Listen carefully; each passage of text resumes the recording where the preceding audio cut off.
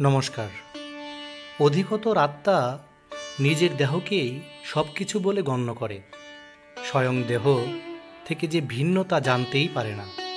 শরীরের যে দুঃখ, সুখ, স্বাদ, গন্ধ আদির অনুভব হয় তাকেই নিজেই অনুভব মেনে নেয়, আর পরিবর্তনের প্রয়াসই করে না। যে আত্মা পরিবর্তনের প্রচেষ্টাই করে না, নিরন্তর অধর্ম করে চলে, তাকে জাগ্রত করার জন্য দ্বন্দ্ব দেওয়া অনিবার্য। তুমিও এটা জেনে নাও যে তুমিও কোনো শরীর নও, কেবল মাত্র একটি আত্মা। এই পৃথিবীতে পরিলক্ষিত সকল মানুষ তা নয় যা তুমি ওদের গণ্য করেছ। কিছু সময়ের জন্য এরা শরীরে বসবাস করছে মাত্র। এদের শরীরের মৃত্যু হবে, কিন্তু এরা সবাই অমর। সে পুনরায় নতুন শরীর ধারণ করবে। মৃত্যুর পর ঠিক কি হয়, কিভাবে আত্মা দেহত্যাগ করে, বিজ্ঞানের ব্যাখ্যা জানলে আপনার নিশ্চিত শিউরে উঠবেন। প্রত্যেক জীবের মৃত্যু অনিবার্য। যার জন্ম হয়েছে তার মৃত্যু হবেই। তবে মৃত্যু ঠিক কবে হবে, কিভাবে আসবে তা আমরা কেউ জানি না। যখন যেভাবেই আসুক, মৃত্যু একদিন আসবেই।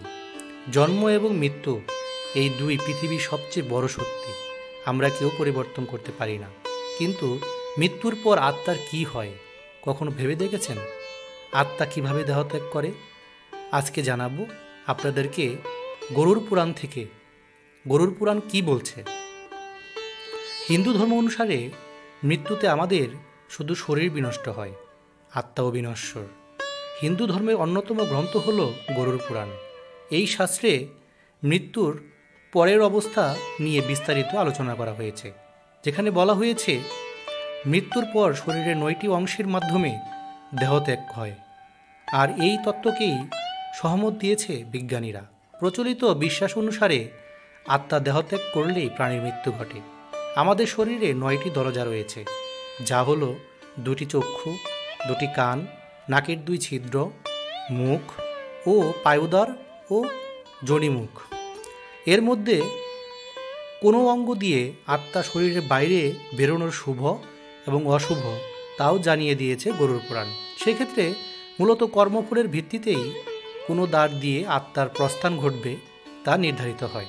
যেমন পুরাণ অনুযায়ী মনে করা হয়, যে ব্যক্তির চোখ দিয়ে আত্মা বাইরে বেরিয়ে আসে আর বাঁচার ইচ্ছা ছিল না, মৃত্যুর সময়ে নিজের জীবন ও পরিবারের প্রতি মায়া সেই ব্যক্তি কখনো কাটিয়ে উঠতে পারে না। কারো আত্মা নাক দিয়ে বাইরে বেরিয়ে আসে, নাক দিয়ে আত্মা নির্গত হওয়া শুভ বলে মনে করা হয়।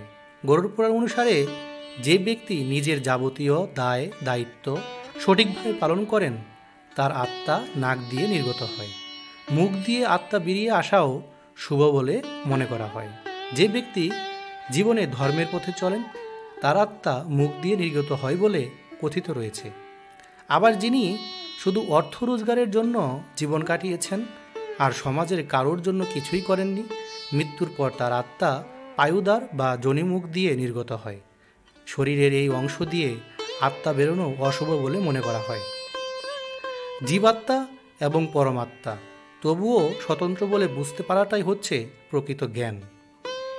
যেসব ব্যক্তি এই জ্ঞান নাই, তারা পারমার্থিকভাবে অন্ধ। তারা জীবিত হলেও মৃতের সমান। কেননা আহার, নিদ্রা, ভয় এবং মৈথুন মানুষ পশুর সাধারণত বৈশিষ্ট্য। মানুষ যখন পরম তত্ত্ব সম্বন্ধে জানতে উদ্যোগী হয়, তখনই পশুদের সঙ্গে মানুষের পার্থক্য সূচিত হয়, অন্যথায় মানুষ পশুতুল্য। অতএব পশুর মতো মনুষ্য জীবন অতিবাহিত করা, অবশেষে পশুর মতোই মৃত্যুবরণ করা মনুষ্যকে মহান্বিত করে না।